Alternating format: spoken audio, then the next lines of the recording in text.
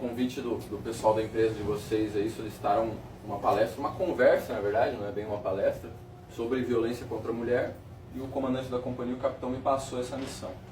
Então, quem sou eu? Segundo tenente, que é o PM Gomes, sou bacharel em segurança pública pela Academia de Polícia aqui do Paraná, formado na turma de 2018. Atualmente eu sou subcomandante da 4ª Companhia, que é a companhia aqui de Santo Antônio da Platina, e sou comandante da Rotan também da 4ª Companhia do Sul.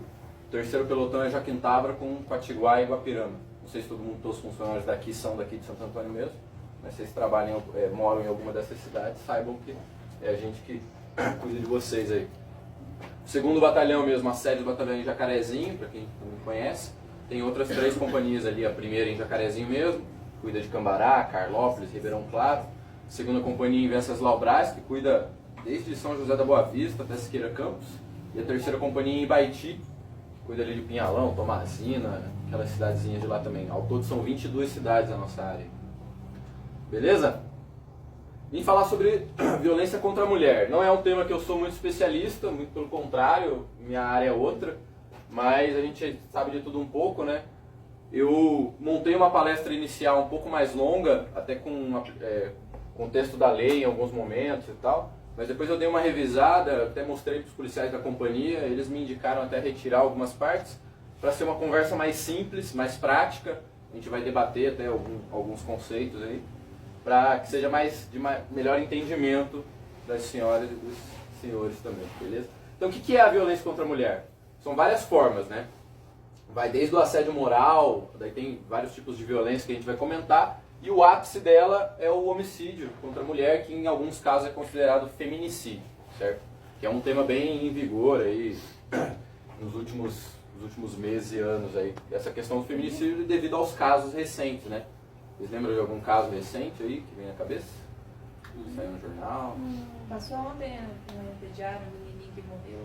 Da mulher. Teve uma questão ali em Carlópolis, né, que o cara queimou o menino e a mãe. Teve uma questão em Quatiguá, esses tempos atrás também. Ali aquela área de Quatiguá, já pintava, teve vários casos polêmicos mesmo. Teve um cara que matou uma mulher, colocou numa mala.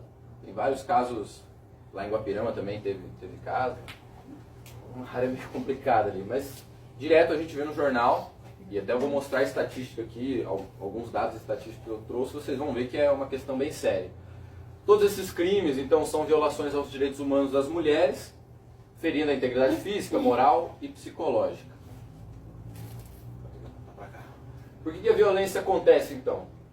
Acho que todo mundo sabe, tem uma construção social que não é só brasileira, mas ela é agravada no Brasil e em outros países também, é mais grave até do que aqui, de uma construção até devido à evolução do homem, de que a mulher ela é submissa ao homem, ou inferior ao homem, certo? Desde o início da evolução, o homem foi protagonista em vários, até na ciência, tecnologia, tudo era o protagonismo por parte do masculino, certo? Então tem essa ideia de submissão feminina, e ela é reforçada por machismo.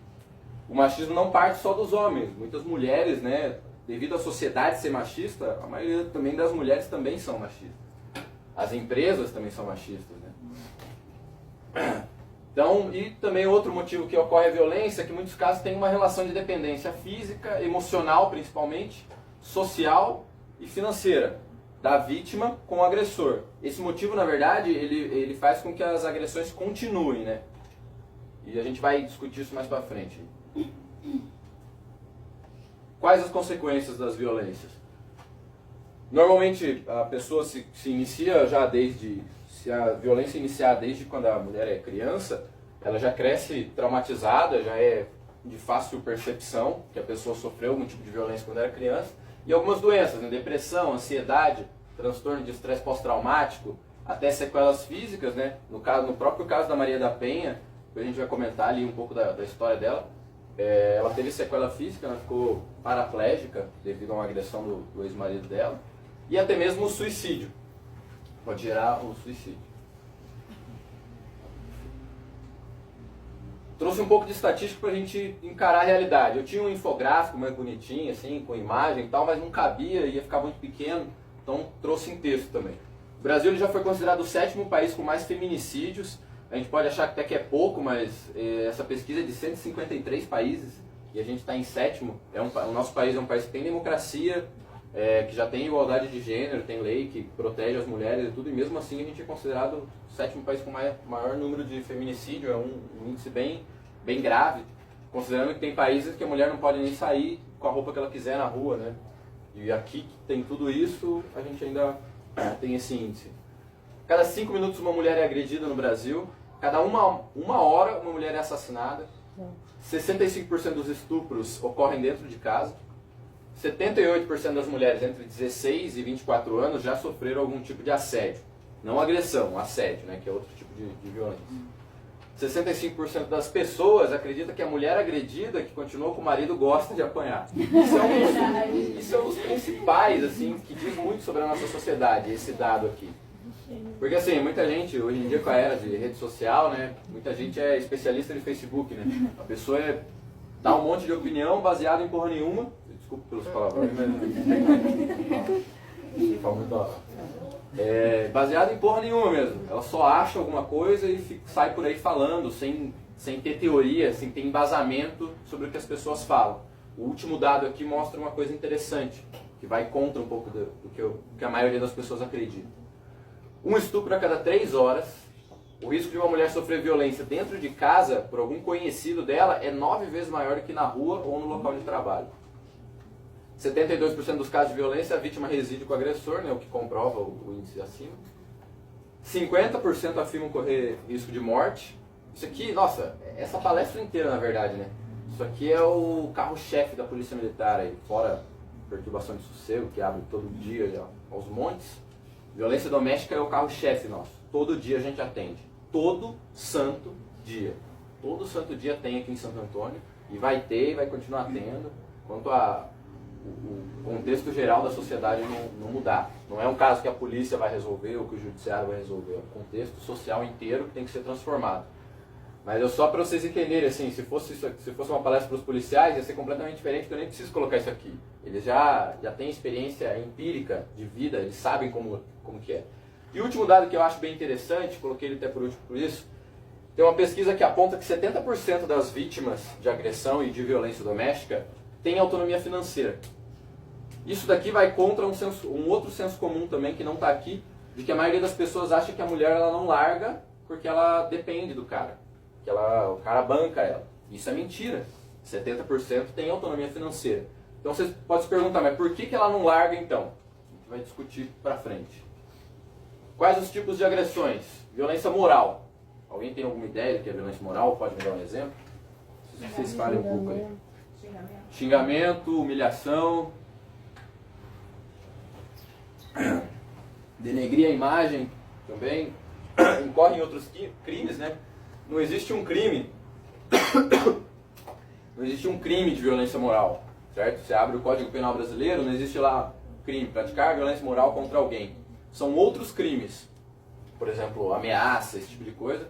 Só que caracteriza a violência moral. Então, por exemplo, denegrir a imagem e tal, pode ser calúnia, difamação. São crimes tipificados que a gente caracteriza aí num conjunto aí que caracteriza a violência moral. Mas é isso, humilhar, xingar, denegrir a imagem para a família, para os vizinhos e tal. Inclusive o ex-namorado, ex-marido, ou até conhecido, parente e tal.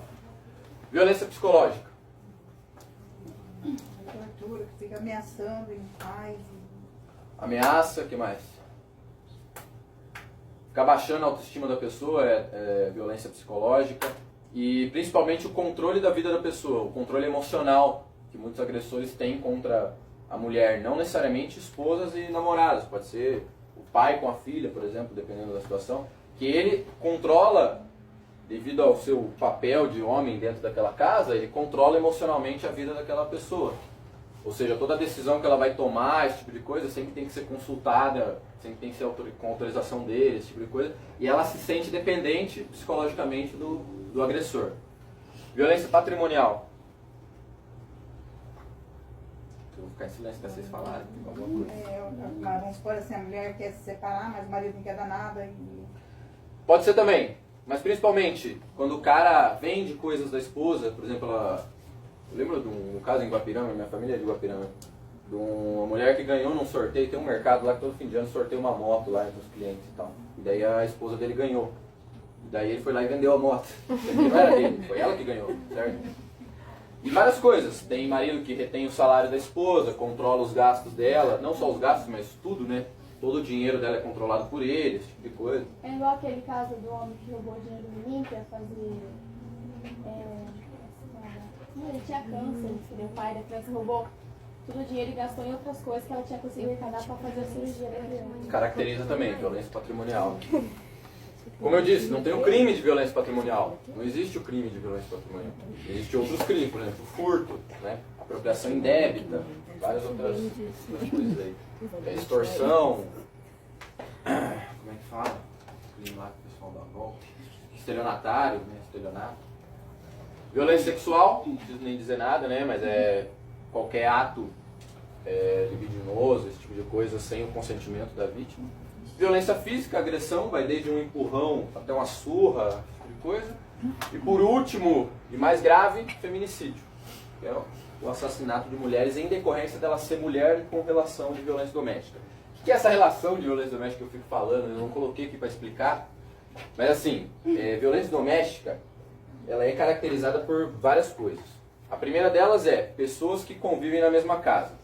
Então, pode ter violência doméstica entre pai e filha porque eles convivem na mesma casa, certo? Não precisa eles terem uma relação amorosa. Muitas vezes as pessoas acham que é isso, é relação amorosa, mas não é só isso. Pode ter, residir na mesma casa, pode ser violência doméstica. Parentesco, não precisa viver na mesma casa, mas tem grau de parentesco, por exemplo, um tio e um sobrinho, um tio e um avô. Eles têm grau de parentesco, moram em casas separadas, mas cometeu algum crime de um com o outro, entra o agravante de violência doméstica. Violência doméstica, no Código Penal, ele é um agravante, ele agrava a pena, certo? Dependendo do crime, né? Que mais? E relações conjugais, né? Pode ser ter marido e mulher, não precisa morar junto, não é parente, não precisa morar junto, mas tem essa relação afetiva, e ex-maridos e ex-namorados também caracteriza violência doméstica. Exemplo, você trabalha de empregado numa casa. Você não é parente do cara, do patrão, e você não tem nenhuma relação amorosa com ele. Mas você vive lá, você mora na casa. Ou você passa 18 horas do teu dia dentro daquela casa e já trabalha lá há um ano e tal. Caracteriza violência doméstica se você tiver uma questão criminal entre você e teu patrão, por causa dessa convivência, desse vínculo aí, da residência. Se a empregada morar dentro da residência, caracteriza mais ainda. Tranquilo? Então, só para ficar claro, essa questão da violência doméstica não tem só a ver com mulher, pode ser homem com homem também. Inclusive quando eu fiz eu lembro dessa aula bem específica, quando eu tive essa aula sobre legislação especial, que falava sobre Lei Maria da Penha e violência contra a mulher, a minha instrutora, uma tenente da polícia, ela comentava que os cadetes, né, que é o aluno oficial da polícia, o nome do posto é cadete. E a gente morava de internato, a gente morava na academia de polícia por 3 longos anos.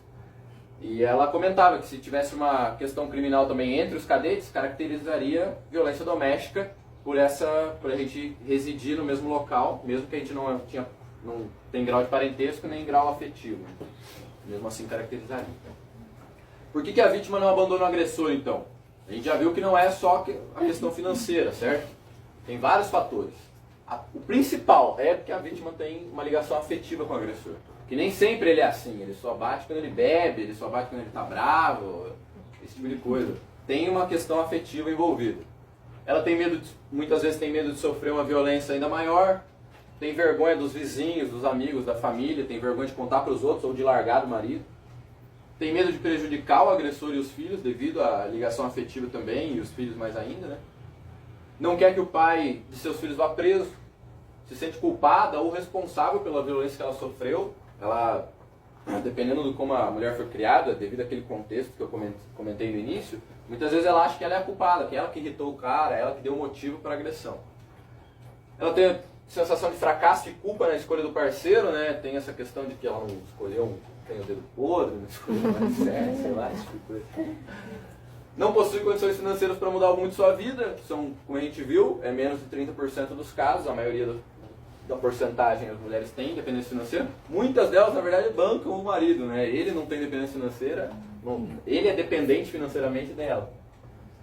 perda de identidade, né, de autoestima e autoimagem. Ela acha que se ela largar o cara devido a essa ligação afetiva e até aquela questão de violência psicológica que a gente falou, ela não vai ser mais ninguém, ela não vai ter mais amigos e tal, ninguém vai se relacionar com ela. Anestesia emocional, que é quando a pessoa perde, ela fica fria, não sente mais nada, ela não liga mais se ele bate, se ele não bate, se ele gosta dela, se ele não gosta, se ele trai ela ou se ele não trai. Acho que todo mundo aqui deve conhecer alguém que é meio assim. A pessoa já está cagando e andando. Perde a esperança, ela acha que não vai ter solução. Acredita que a vida é assim mesmo, que a mãe dela apanhou, a avó dela apanhou, ela apanha também e segue o baile. Muita gente acredita nisso. E por último, e não menos importante, isso daqui não estava na coisa, ontem quando eu mostrei para o polícia ali a apresentação, ele pediu para colocar, devido a crenças religiosas. É que eu não tenho muito isso na minha família e tal, até esqueci de colocar, mas eu vejo que aqui no interior é um pouco mais forte nessa questão religiosa e realmente tem muitas religiões que casou. Separar, você vai, sei lá, arder no inferno, alguma coisa assim. Ou não pode casar de novo e tal, ou às vezes toda a tua família é de determinada religião. Aí você casa com o caboclo lá que é dessa religião também. Aí ele te espanca. Daí você não pode largar dele, porque se largar dele, ninguém na igreja vai te aceitar e todos os seus amigos são de lá. E tua família também não vai mais te aceitar, porque tua família também é da igreja e tal. E daí segue o ciclo. Então, infelizmente, não sou contra religiões, pelo amor de Deus. Mas algumas religiões, elas reforçam aquele contexto que eu falei, de submissão feminina e tal. Um bagulho que a gente sabe que já foi superado há muito tempo. Existe um ciclo da violência no casal aí. Vamos ver se vocês reconhecem. Eu vou começar daqui e a gente vai dar a volta. Vamos começar aqui com o episódio agudo de violência, que é normalmente quando nós, da Megaforce Corporation, aqui somos chamados. Episódio agudo de violência, sofre agressão. Aqui há a confirmação mútua da identidade, ou seja, nesse momento a mulher vê quem é o marido dela de verdade, ou o namorado. Ela fala assim, não, esse caboclo é desse jeito aí. E tem a figura feminina passiva e a figura masculina dominadora nesse momento. Passam-se alguns momentos, vem a lua de mel nos próximos dias. Que ele promete tudo, né? Mundos e fundos. Que você também fica pensando, não, mas ele não é assim, ele é um bom pai, não sei o que lá. Tem aquela idealização, né? Quando a gente namorava era diferente, não sei o que, esse negócio. E você, a vítima, você não, pelo amor de Deus, a vítima, chega até a negar que ela está sendo agredida. Ela acha que não, só aconteceu daquela vez, ela não é uma vítima de violência. E daí tem todas aquelas outras questões que a gente comentou, né? Passa a lua de mel, começam a voltar os pequenos conflitos aí com maior frequência. E o caboclo para de cumprir ali o prometido e até começa a quebrar aquela expectativa de que não ia acontecer de novo. Você já começa a pensar, meu Deus, vai rolar outros tapas aí. Momento de tensão, né? Com insultos, humilhação, intimidação, provocações mútuas. Isso aqui não tem um tempo para acontecer. Pode levar dias, meses, às vezes é um dia só, já tem outra agressão, o ciclo ele é rapidinho. Tem casos que levam anos, o cara bateu nela uma vez, daqui a tantos anos ele vai bater de novo e tal. Mas ele ocorre, com toda certeza. Então a falta de cumprimento da expectativa, né, dos papéis estereotipados aqui na lua de mel. Daí, depois desse clima de tensão, voltam as ameaças e o agressor sente a necessidade de se reafirmar como um machão da casa. E volta de novo o episódio agudo de violência. E esse ciclo é retroalimentado, como é que fala, né? Ele continua e continua e continua. Se a relação continuar, ele vai continuar desse jeito. Certo? Lei Maria da Penha. É a Lei 11.340 de 2006. Antes de eu ler ali, vou comentar algumas coisas. Vejam que é 2006. Pessoal, isso é muito recente. Muito recente. Em questão de direito penal, esse tipo de coisa, a gente vê que o direito ele caminha devagar. E não faz aí 13, 14 anos que tem uma lei que garante dar mais proteção às mulheres, certo?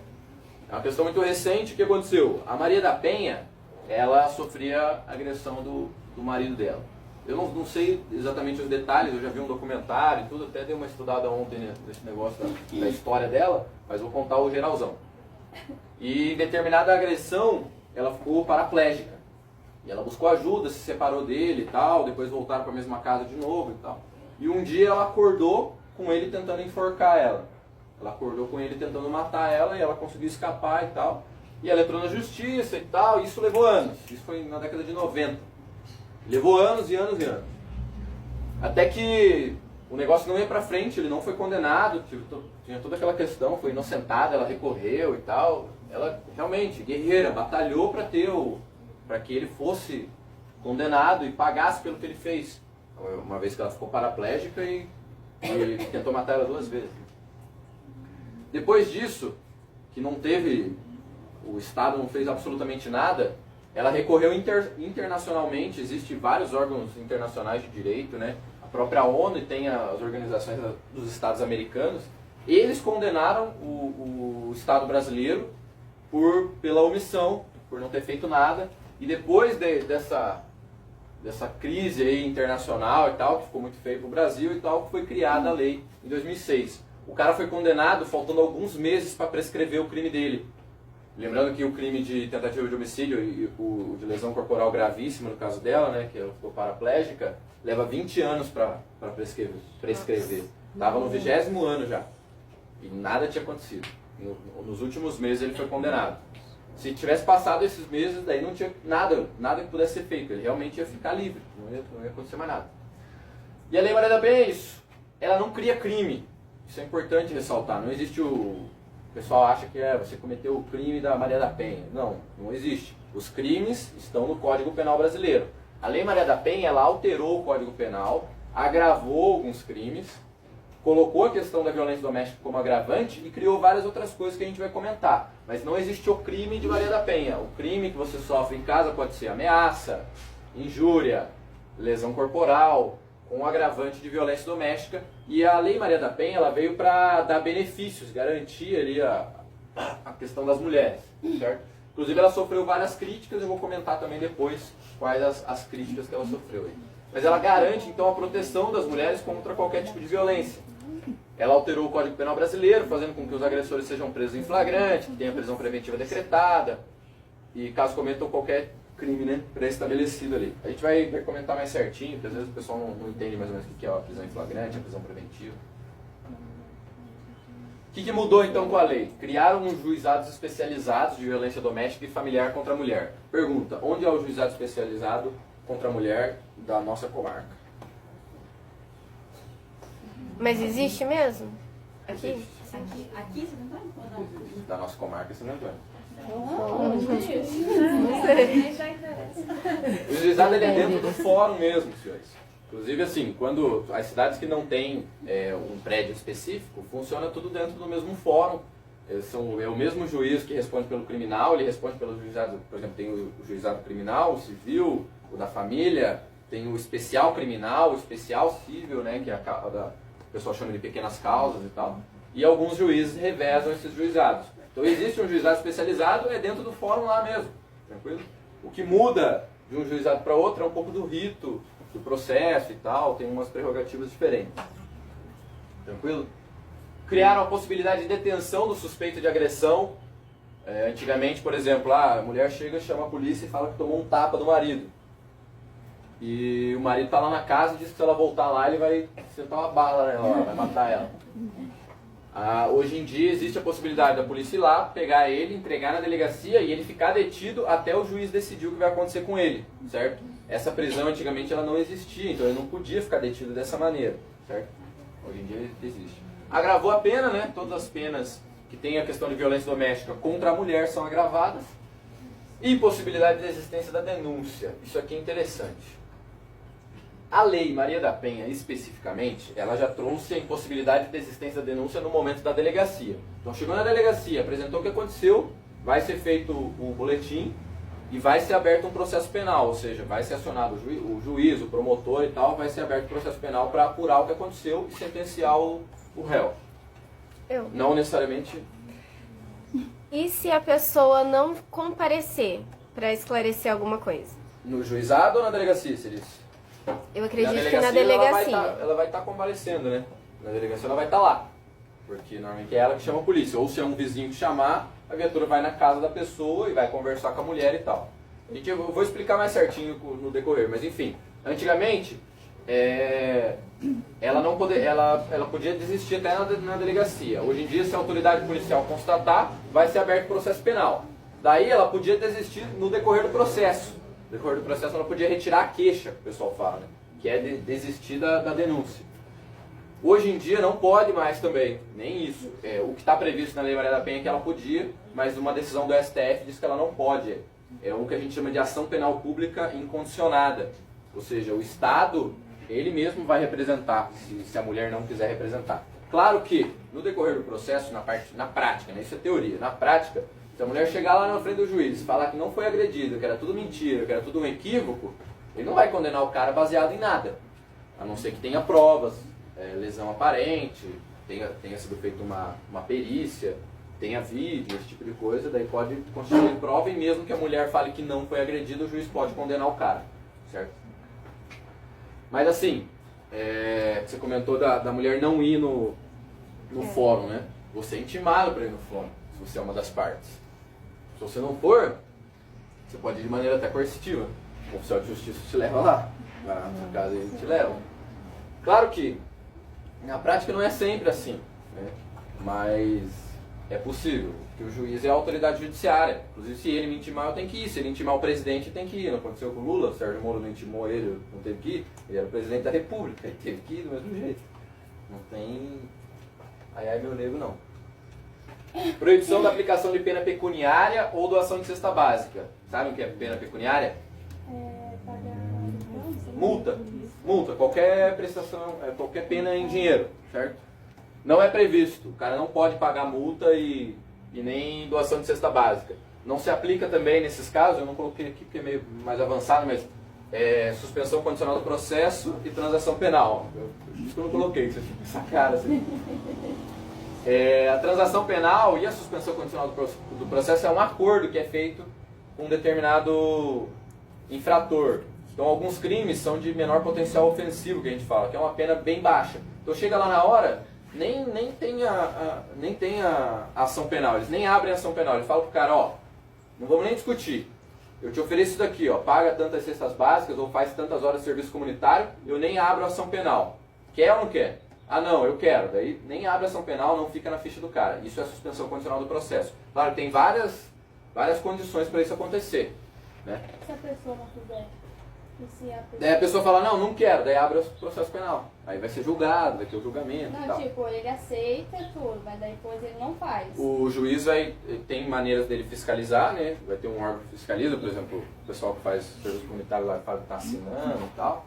O pagamento de cesta básica ele tem que comprovar também. Se ele não fizer, o juiz pode voltar com a ação penal e condenar ele. Daí até piora a situação porque ele tem a desobediência do funcionário público, né? Que é uma ordem judicial, que ele acordou. A transação penal é tipo a mesma coisa, só que são outros casos específicos também, que não vale a pena entrar no mérito, mas é tipo um acordo também. Então, na questão de violência contra a mulher, violência doméstica, não cabe esse tipo de acordo, certo? O cara vai ser aberto o processo penal e ele vai responder e vai ser condenado ou absolvido, mas vai ter uma sentença através de um juiz. Não tem acordo não. Por que acontecia? Daí o cara fazia a mulher pagar a cesta básica. Ou pagar a multa. Entendeu? Daí não adiantava nada. Criaram também algumas medidas de urgência, que é a detenção do cara, por exemplo, o afastamento dele da casa. Então, de maneira urgente, o delegado, na própria delegacia, ele pode acionar o juiz de plantão. O juiz de plantão pode expedir uma determinação de que o cara não pode chegar na residência, não pode entrar na residência mais. E daí, se ele chegar lá na residência, é só acionar o 190, a polícia vai lá, constata uma desobediência. Então, isso é uma medida de urgência. E tem várias outras. Eu não quis colocar o texto da lei, porque são várias coisas, a gente ia demorar demais, não é tão interessante. E até tem outras medidas que você vai... se você passar por isso, você vai ter que buscar informação para o caso concreto. Eu não vou falar de tudo, porque é muita coisa. Criaram também medidas de assistência. A mulher ela pode ser retirada do lar se ela pedir, ela pode ser enviada para algum local de assistência. Claro que aqui no interior é um pouco mais complicado. Nas cidades maiores tem locais mais preparados para isso. Mas existe, ela pode ser mandada para assistência médica, inclusive método, acho que contraceptivo de emergência em caso de violência sexual.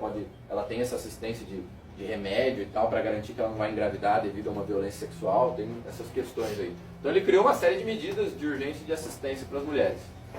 Quais são as críticas à Lei Maria da Penha que eu tinha comentado? Quando criaram a Lei Maria da Penha, alguns juristas e pessoal que faz doutrina jurídica aí, questionou de que ela era inconstitucional. Por quê? Na Constituição Federal, que é a lei maior do país, né? Ela que rege o ordenamento jurídico nacional, tá lá, todos são iguais perante a lei, certo? É um dos direitos que a gente tem ali, ser iguais perante a lei. E eles falavam que essa lei, ela criava desigualdade, porque ela só protege as mulheres. Entendeu? Só que, depois de muita discussão, eles verificaram que na verdade não. Há uma desigualdade devido àquele contexto que eu falei no início. E essa lei, ela vai buscar a igualdade. Então, sem essa lei é que as mulheres estão sendo injustiçadas. E essa lei veio trazer um pouco de justiça para esses casos específicos. Outra crítica é uma decisão do STF que eu comentei da ação ser pública incondicionada, ou seja, não necessita da representação da mulher. Se for constatado pela autoridade policial ou tem alguma prova, o próprio Ministério Público mesmo pode acionar e a mulher não tem nem que querer. O Estado puxou para si essa questão de proteger a mulher. Qual que é a crítica? Exemplo. Quem é um juiz para dizer se um tapa na cara ou um soco é o suficiente para prender uma pessoa ou não? Às vezes a própria mulher, a própria vítima, não acha que seja necessário. Entendeu? Não estou dizendo que é o que não é, eu não sei. Mas, outro exemplo mais absurdo ainda, mas que pode acontecer devido a essa condição. Você vê como esse negócio criou algumas coisas absurdas. Sadomasoquismo, já ouviram falar disso? Masoquismo é a pessoa que gosta de bater, né? Não, minto. Apanhar. Sadomasoquismo é quem gosta de bater. Verdade, né? A pessoa vem de sádica. O masoquismo, então não é sadomasoquismo, é masoquismo. Já ouviram falar, né? A pessoa que gosta de apanhar. É uma coisa consentida entre dois adultos. Se for com criança é crime. Então, entre dois adultos, uma coisa consentida. Digamos que sai um vídeo de um cara espancando uma mulher aí, mas é uma questão de masoquismo. É coisa deles ali. Direto sai alguma coisa desse tipo aí, né? Nessa nossa era digital. Digamos que um promotor veja esse vídeo e fala, não, esse negócio está errado, cara. Não pode bater em mulher, não. Dane-se se ela está pedindo. Não importa. E ele pode abrir um processo penal, porque é incondicionado. Ele pode abrir um processo penal e condenar o cara ainda. Mesmo que a mulher fale, não, mas eu estava querendo, estava pedindo mesmo. Tem conversa, entendeu? Você vê como criou esse absurdo jurídico, o pessoal fala. Então essas duas são uma das críticas da Lei Maria da Penha. E, na verdade a segunda é uma crítica à decisão do STF, né? E tem toda uma questão também que a decisão ela foi política, porque o STF ele não poderia fazer isso porque está expresso na lei que é condicionada, e ele decidiu que é incondicionada, ele invadiu a questão do poder legislativo, um negócio mais complicado. Isso aqui é o agressor chorando depois da criação da Lei Maria da Penha. O que você pode fazer então? Certo? Primeiro, liga para o 180. O que é o 180? É uma central de denúncia e de informação sobre violência doméstica. Vocês deveriam saber esse número. Quem aqui já sabia desse número? Eu sabia, mas não sabia o que realmente era. Então assim, lá no 180 aconteceu determinado caso. Estou até na dúvida, não sei se foi violência ou não foi. Tenho dúvida. Liga no 180, é 24 horas, 7 dias por semana, 0800 na faixa total. Liga lá, você vai contar o que aconteceu e a pessoa que te atendeu ela vai te orientar, ela vai te dar informação. Ela vai falar, o que aconteceu, isso que você me relatou é tal crime ou não é crime. O que você tem que fazer isso e aquilo. A pessoa vai te ajudar também, ela vai falar se tem algum lugar para ir. Enfim, vai te dar assistência, beleza? Não necessariamente você vai criar uma denúncia. Pode ser que depois que você se informou e tal, você fala assim, não, beleza, agora eu estou informada. Se acontecer de novo, aí eu vou denunciar. É uma decisão sua. Não necessariamente é uma denúncia específica. Você pode ligar lá só para se informar, beleza? Ah, fiquei sabendo que uma prima minha apanhou do cara lá. Liga no 180 e procura saber o que ela poderia ter feito. Até para você ter um pouco de conhecimento, caso aconteça com você, o que aconteça de novo, para você poder orientar ela. Uma colega, vizinha, sei lá. Primeiro passo é esse. Segundo, acione a polícia militar em casos imediatos e emergenciais através do 190, certo? Imediatos e emergenciais. Ou seja, o cara está na casa, o cara está te agredindo, e emergencial ele vai voltar, ele me ameaçou, ele está em tal lugar, ele disse que vai vir para cá. Através do telefone do 190, a viatura vai para lá se tiver uma viatura disponível, né? A gente sabe, na verdade eu não sei se vocês sabem, né? Eu sei que eu trabalho lá. Mas, assim, A gente tem número X de viaturas na cidade que atendem a ocorrência. As viaturas que atendem a ocorrência são chamadas de rádio patrulha, que é o carro-chefe da polícia. Quando abre uma ocorrência através do 190, né, a pessoa liga no 190, um atendente atende, cria a ocorrência, passa para um despachante, o despachante é um operador de rádio, ele despacha a ocorrência para a viatura que está na rua. Se a viatura não está atendendo a ocorrência, ela está fazendo patrulhamento preventivo. Se todas as viaturas estiverem atendendo a ocorrência, as outras ocorrências vão entrar numa fila. E essa fila não necessariamente é por ordem de chamada, é pela gravidade da ocorrência. Ou seja, tem 5 ligações lá de perturbação de sossego sábado à noite. Coisa mais comum do mundo. Isso ainda para atender, né? 5 que não foram atendidas. Daí abre uma situação de ameaça com faca. Um cara que está ameaçando uma mulher lá com faca. Às vezes a viatura até deixa determinada ocorrência para ir atender essa, porque tem risco à vida e tal. Então existem critérios para a viatura atender a ocorrência.